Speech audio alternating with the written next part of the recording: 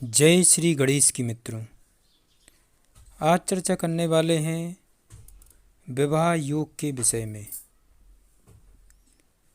मित्रों, शादी होने में देरी का क्या कारण हो सकता है और जन्म कुंडली के माध्यम से जानेंगे विवाह विलंब होने के क्या कारण हैं और क्या निवारण रहेगा।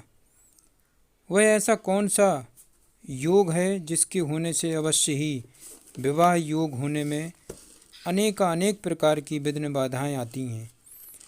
कभी कभी तो यहाँ तक हो जाता है कि विवाह की पूरी तैयारी हो जाती है और विवाह योग खंडित हो जाता है। किसी किसी की जन्म पत्रिका में मित्रों विवाह के 2-3 माह बाद या साल भर बाद ही विच्छेद हो जाता है। कहने का तात्पर्य यह है मित्रों कि विवाह होने के 1-2 साल बाद ही तलाक तक की नौबत आ जाती है। तो वह क्या कारण है? ज्योतिष शास्त्र में क्या ऐसा कोई अचूक उपाय है जिससे कि विवाह योग संपन्न हो और दाम्पत्य जीवन सुखमय हो? आपका अपना ज्योतिषाचार्य दीपक कुमार आपके अपने यूट्यूब चैनल फलित ज्योतिष में आप सभी लोगों का हार्दिक स्वागत करता है। मित्रों, आज जानकारी दी जाएगी आप लोगों को इस वीडियो के माध्यम से कि विवाह योग आखिर क्यों खंडित होता है, बार बार क्यों बात चलते चलते ख़त्म हो जाती है और अनेक प्रकार की विघ्न बाधाओं का सामना करना पड़ता है। जब लड़की की बात चलती है तो लड़की देखने जाते हैं माँ बाप और वहाँ पर बहुत सी समस्याओं का सामना करना पड़ता है। कभी लड़के को लड़की पसंद नहीं आती है तो कभी लड़की को लड़का पसंद नहीं आता है। अगर पसंद भी आ जाए तो कभी कभी ऐसी स्थितियां भी घटित होती हैं कि विवाह के 4-6 महीने बाद ही तलाक तक की नौबत आ जाती है। तो जन्म कुंडली में ऐसे कौन से ग्रह होते हैं जिनकी वजह से ये सारी स्थितियां घटित होती हैं? क्या इन ग्रहों के कोई ऐसे अचूक उपाय हैं? क्या कोई ऐसी पूजा पाठ होती है जिनके करने के बाद मांगलिक योग संपन्न होता है, विवाह योग संपन्न होता है और दाम्पत्य जीवन सुखमय रहता है? तो सबसे पहले बात करते हैं मित्रों कि जन्म कुंडली में शादी होने में देरी का कारण क्या है। मित्रों, शादी में परेशानी का कारण हमने अपने अनुभव में देखा है कि बच्चे को माता पिता लड़की लड़के की शादी को लेकर बहुत परेशान हो जाते हैं। कई बार उनकी परेशानी इतनी बढ़ जाती है कि रात को नींद तक नहीं आती है। इसके बारे में मित्रों ज्योतिष शास्त्र यह बताता है कि शादी होने के बाद इतना दुख तकलीफ क्यों आती है, जबकि शादी के समय अपने जीवन का कमाया सारा पैसा खर्च हो गया। पहले शादी नहीं हुई, शादी होने के बाद फिर इतनी परेशानी आई। ये सब बातें क्यों होती हैं? क्या जन्म कुंडली में उन ग्रहों का कोई ऐसा अचूक उपाय है ताकि विवाह योग संपन्न हो और किसी भी प्रकार की समस्याएं नहीं हो? अगर लड़की की जन्म कुंडली में मित्रों गुरु अस्त या बकरी है तो उसके जीवन में 35% पति सुख में कमी या बाधा जरूर आएगी। वहीं सूर्य चंद्रमा राहु केतु के साथ होने से भी बहुत कष्ट होते हैं।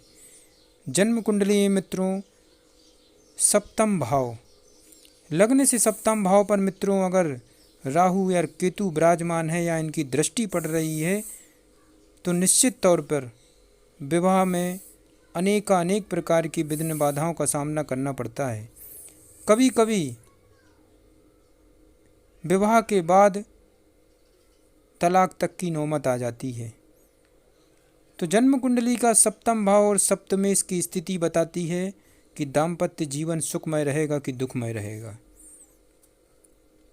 सप्तम भाव पर मित्रों अगर राहु केतु की दृष्टि है और सप्तम भाव पर राहु या केतु विराजमान हैं, क्योंकि लग्न में अगर राहु होगा तो सप्तम भाव में निश्चित है केतु होगा, क्योंकि ये दोनों ग्रह ही आमने सामने विराजमान होते हैं कुंडली में। और मित्रों आप लोगों को ज़रूर इस वीडियो के माध्यम से बताना चाहता हूँ कि 9 ग्रहों में से ये दोनों ग्रह बहुत ही बलवान माने गए हैं। ये हमारे जीवन को नर्क और स्वर्ग बनाने में पूर्णतः सक्षम होते हैं। मित्रों, जन्म कुंडली में जब ये दोनों ग्रह इस प्रकार से विराजमान होते हैं तो अवश्य ही वैवाहिक जीवन बड़ा कष्टमय हो जाता है या विवाह होने में अति विलम्ब हो जाता है। यहाँ तक कि अगर ये ग्रह विराजमान है और शनि की दृष्टि या शनि भी विराजमान है राहु या केतु के साथ, तो निश्चित तौर पर कभी कभी इंसान अविवाहित रह जाता है या तो विवाह योग बन नहीं पाते हैं। क्या इनका तोड़ है ज्योतिष शास्त्र में? तो अवश्य ही मित्रों, इस वीडियो के माध्यम से मैं एक ऐसी गुप्त पूजा के विषय में चर्चा करूंगा जिसको एक सफल ज्योतिषाचार्य ही पूर्ण करके आप लोगों को बाधक योग से मुक्त कर सकता है। और मैं ये डंके की चोट पर कहता हूँ मित्रों, मैं आप लोगों को भ्रमित नहीं करना चाहता हूँ कि अगर आपने बाधक योग की पूजा करा ली तो मैं लिखित देता हूँ कि विवाह योग आपका संपन्न होगा। जो खंडित हो चुका है विवाह योग वह भी आपका सफल होगा और विवाह में आ रही अनेक प्रकार की परेशानियों से आप मुक्त हो जाएंगे। तो आप लोगों को क्या करना चाहिए मित्रों, और वह कौन सी गुप्त पूजा है जिसको एक सफल ज्योतिषाचार्य अवश्य करके आप लोगों को इस परेशानी से निकाल सकता है। मित्रों, जन्म कुंडली का 7वां भाव, यहाँ पर आप देखें जब भी 10 नंबर या 11 नंबर लिखा है तो समझ जाइए कि 7वां भाव का स्वामी शनि बनेगा। अगर 7वां भाव पर 10 नंबर और 11 नंबर लिखा है तो निश्चित तौर पर विवाह होने में कई प्रकार की विघ्न बाधाओं का सामना करना पड़ेगा। और शनि की दृष्टि भी अगर पड़ रही है तो अवश्य ही विवाह जल्दी भी हो सकता है, क्योंकि शनि अपनी ही राशि को देखेंगे तो जल्दी विवाह होगा। किंतु अगर शनि की दृष्टि नहीं है और 7वां भाव पर 10 नंबर और 11 नंबर लिखा है और राहु विराजमान है या केतु विराजमान है तो निश्चित तौर पर अनेक प्रकार की विघ्न बाधाओं का सामना करना पड़ता है और विवाह अधिक दूरी पर होता है। अधिक दूरी का मतलब 1000-1500 किलोमीटर की रेंज में या 600 से 700 किलोमीटर की रेंज में, इस तरीके से विवाह होता है। मित्रों, जन्म कुंडली का 7वां भाव ही बताएगा कि आपको जीवन साथी कैसा मिलेगा, कब मिलेगा, कहाँ मिलेगा, क्या विवाह के बाद आपको सुख मिलेंगे कि दुख मिलेंगे।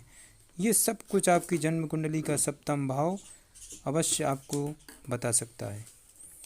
तो जन्म कुंडली का 7वां भाव देखें मित्रों कि 7वां भाव में अगर राहु या केतु विराजमान है तो निश्चित तौर पर विवाह योग कई बार खंडित हो जाते हैं, बने बनाए योग विफल हो जाते हैं, अनेक प्रकार की विघ्न बाधाओं का सामना करना पड़ता है। जिनकी जन्म कुंडली में लग्न में राहु या सप्तम में केतु या सप्तम में केतु और लग्न में राहु विराजमान होता है उनकी जन्म कुंडली में अवश्य ही बाधक योग का निर्माण हो जाता है। मित्रों, यह बाधक योग कई प्रकार के होते हैं और जो बाधक योग बनता है वह अवश्य ही राहु केतु के द्वारा ही, ये एक ऐसा माया जाल है मित्रों जो पूरी जन्म कुंडली को बांधे होता है, इंसान के भाग्य को बांधे होता है। और जब तक आप इस बाधक योग की पूजा नहीं कराएंगे तब तक किसी भी कीमत में आपको इससे मुक्ति नहीं मिल सकती।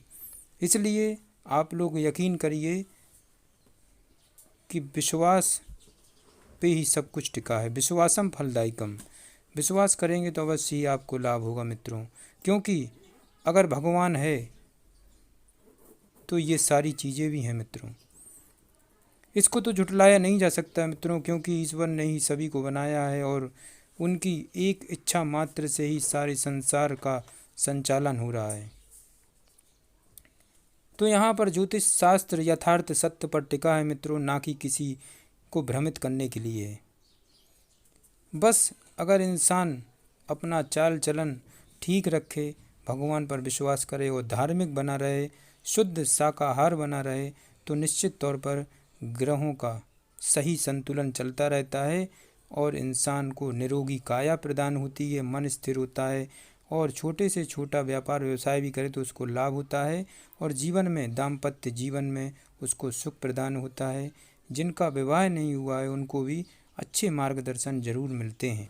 मित्रों, विवाह ना होने के और विवाह में अनेक परेशानियों के कई प्रकार के कारण बताए गए हैं ज्योतिष शास्त्र में। मित्रों, पुरुषों की कुंडली में जब शुक्र अस्त हो, शुक्र कमजोर हो, तो निश्चित तौर पर विवाह होने में अनेक प्रकार की परेशानियों का सामना करना पड़ता है।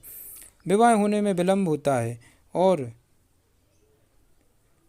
स्त्री की कुंडली में अगर बृहस्पति कमजोर है, गुरु अस्त है या नीच राशि में स्थित है, 6, 8, 12 भाव में स्थित है, तो निश्चित तौर पर पति सुख में कहीं ना कहीं कमी आती है।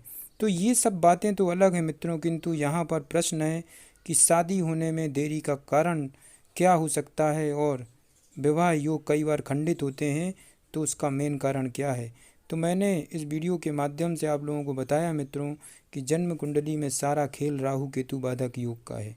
और जब तक इस बाधक योग की गुप्त पूजा नहीं कराएंगे, आप लोग ऐसे ही परेशान रहेंगे।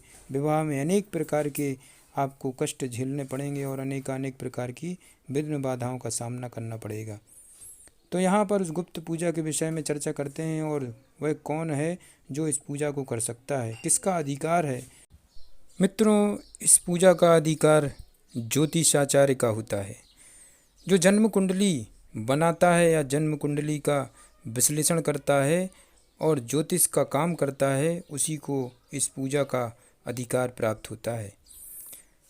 इस पूजा में मित्रों वह कौन सी सामग्री लगती है और किस प्रकार से कब इसको करना चाहिए।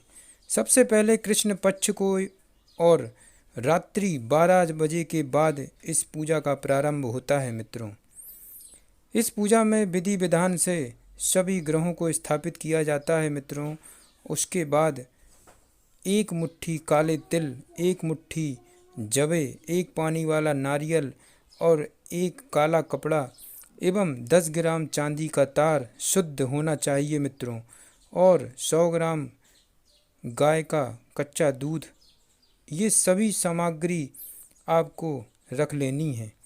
उसके बाद ऐसे मंत्र उच्चारण करना है जो राहु के गुप्त मंत्र हैं मित्रों। और इस पूजा में जो पूजा करता है मित्रों ज्योतिषाचार्य, उसके अलावा उसके घर का भी कोई सदस्य आसपास नहीं होना चाहिए, क्योंकि यह गुप्त मंत्र का जो उच्चारण होता है वह अवश्य ही केवल उस तक सीमित रहना चाहिए, जब ही यह पूजा संपन्न होती है। मित्रों, इसलिए बाधक योग की अगर आप पूजा कराएंगे तो अवश्य ही आपको सभी प्रकार की समस्याएं आपकी खत्म हो जाएंगी और मांगलिक कार्य में आपको अच्छे मार्गदर्शन मिलना शुरू हो जाएंगे।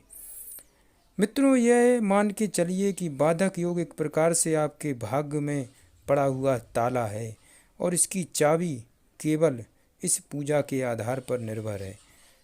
ये बाधक योग की पूजा ही वह चाबी है जो इस ताले को खोलेगी और आपके भाग्य का निर्माण होगा। आपका जो भाग्य बंधा हुआ इस बाधक योग से वह मुक्त हो जाएगा और आपको अच्छे मार्गदर्शन जीवन में मिलना प्रारंभ हो जाएंगे। मित्रों, जय श्री गणेश की।